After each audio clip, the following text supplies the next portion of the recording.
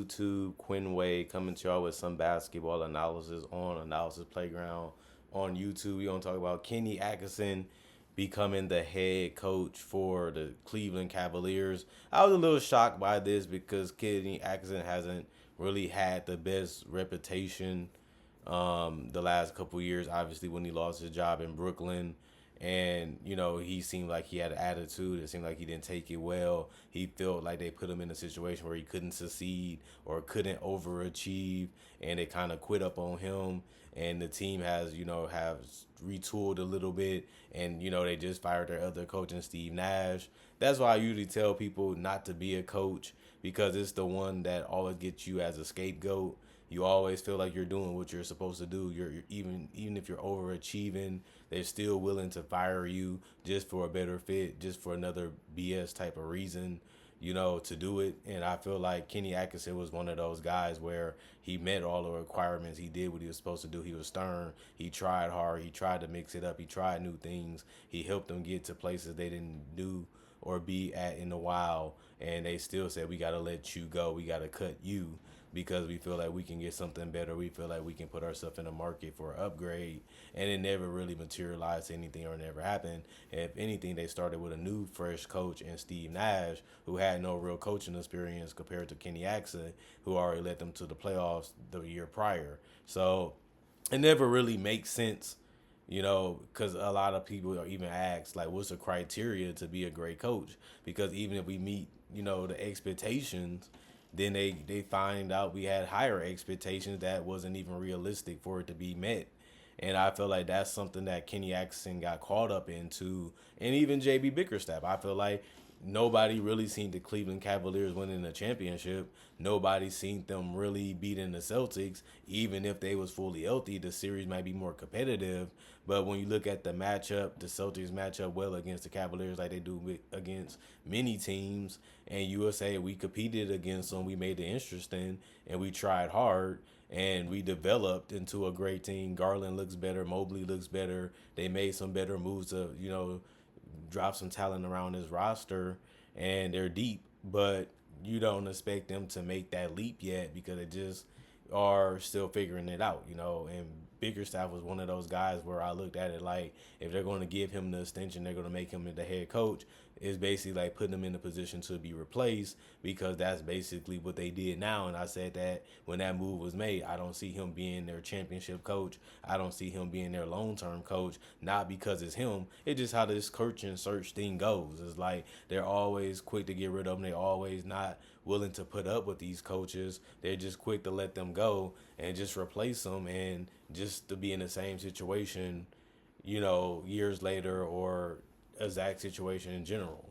And I just don't see the benefit of it. I just don't see why it makes sense.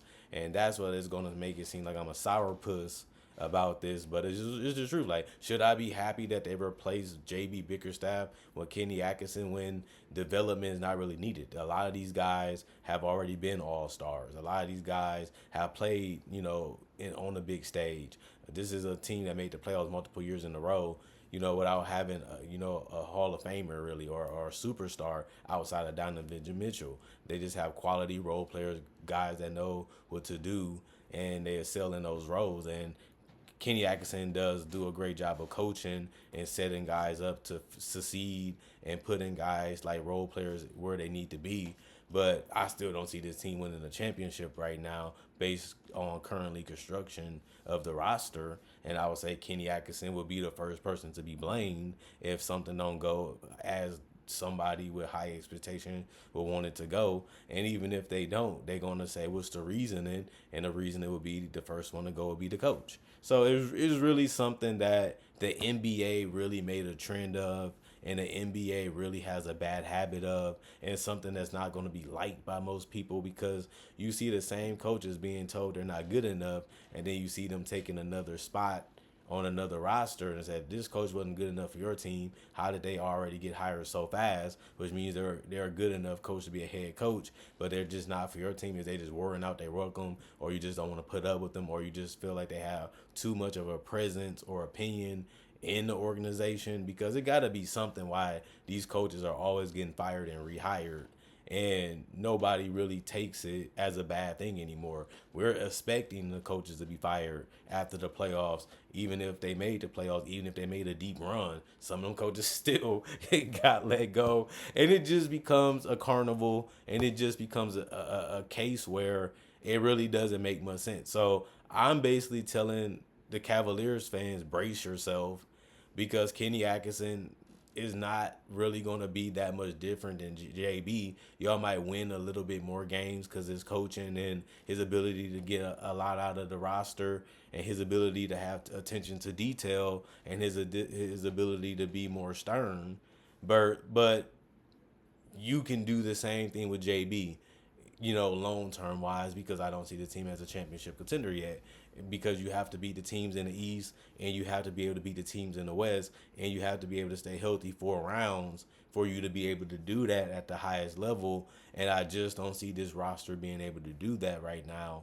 But I do, like, to be honest, like a lot of Cavs fans will probably agree with me on this, is I like where we at when it comes to youth and upside and ability to have a lot of assets to be able to trade and even retool and maneuver this roster a little bit for the next 5 to 10 years, because a lot of these players got another 10 years before their value starts to dip because they're playing at a high level. So they're in a great position, like everybody else knows. But the coach will always be the problem with this team, is what I will go say to a lot of Cavs fans. It's not going to be the team not performing well. It's going to be getting a voice that they respect, a voice that they want their long term too, because they always going to have the ability to get rid of any coach for any reason, even if it's a petty one, even if it doesn't make much sense to a casual fan, which it doesn't. Like, even they're saying, what's the criteria for coaches? And I think that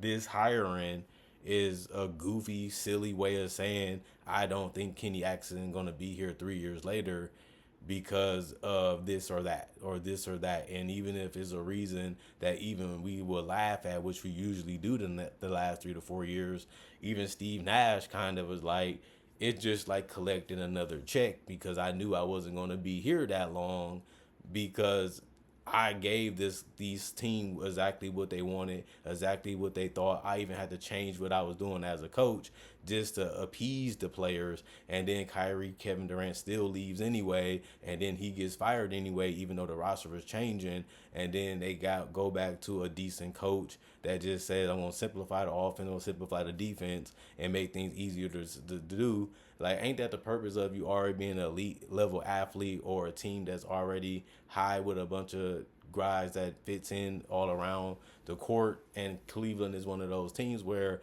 you would just laugh at it. Like, do they really need a crazy head coach just doing all this crazy stuff, on the board, and trying to draw up all these plays when you don't really need that to score. You don't really have to put that much effort to score. Like, when you watching Cleveland Cavaliers games, it don't take them that much to score 100 points. It don't take that much for them to be a solid defensive team, because they already are. So I don't really look what Kenny Atkinson will be adding to this team besides sternness, or being able to get guys on the same page a different way, or just being a different voice that they respect. And I feel like that will dwindle, and I feel like that gets old after a while. And it's just hard to support coaches as rooting for them when you know that it's so easy for them to get cut loose.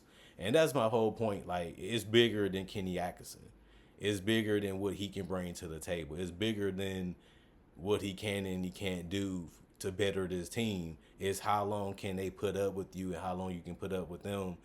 And if you can't do it for 2 years, it really makes no sense to even care how long his contract is. Like, we just seen Monty Williams get number one overall with the Suns, and they let him go, and then he goes to Detroit and already expecting not to last that long, and he's gone. And now they got to rehire another coach that's going to do the same thing. Like, if you don't have the talent, you don't have the talent. You don't have the personnel, you don't have the personnel. And even if you have the personnel, there's only one team that's going to win the NBA championship, by the end of the season. And I feel like Cleveland is far from that, but they also got, a little bit more room before they get to that level. Like, they're going to be at a prime level competition wise in the Eastern Conference. And that's some place every team will want to be, especially when you look at their age and you look at their best players. But other than that, I'm excited that Kenny Atkinson is back as a coach. I'm excited, for him since he agreed to this deal. But I'm also going to say he's not going to be there permanently. He's not going to be a guy that you should be getting used to because they turn over the page a lot in Cleveland, even if it's for petty purposes, even if it's because they demand a lot.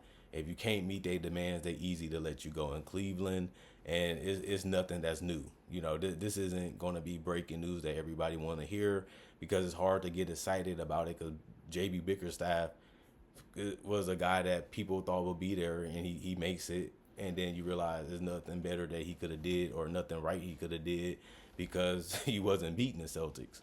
And people are going to say, we gave you everything you needed. I was like, sure, but it's a win or lose thing. One team got to advance, and their team had a huge chance of not doing it against a particular team that they draw.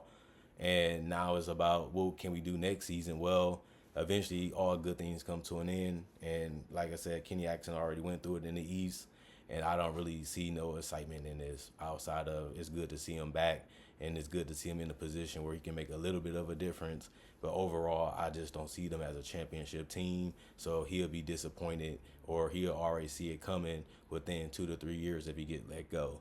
That's just my personal opinion, but it's going to be facts behind it because we done seen what Cleveland done did the last 10 years, and they showed their true colors about it already. Other than that, comment, like, subscribe, and share. Hit the notification bell for more analysis and more breakdowns and more content. Other than that, I'm gone.